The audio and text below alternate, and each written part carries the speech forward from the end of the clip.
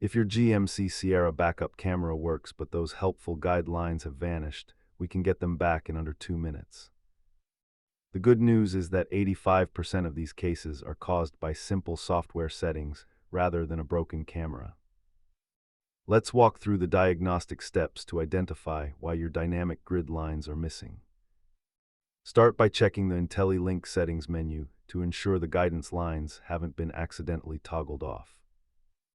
If the settings are correct, a loose connector at the tailgate or a faulty steering angle sensor are the most likely hardware culprits. Inspect the harness near your spare tire, as road salt and debris can easily corrode these exposed electrical connections. Distinguish between a software glitch where lines vanish and hardware failure where the lines stay straight regardless of steering.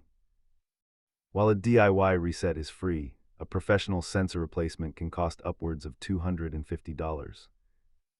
If the menu toggle fails, try a hard battery reset to force the body control module to reboot. You only need a few basic tools like a 10mm wrench and some electrical cleaner to handle this repair. Remember, modern trucks rely heavily on software, so always check your digital settings before buying expensive replacement parts.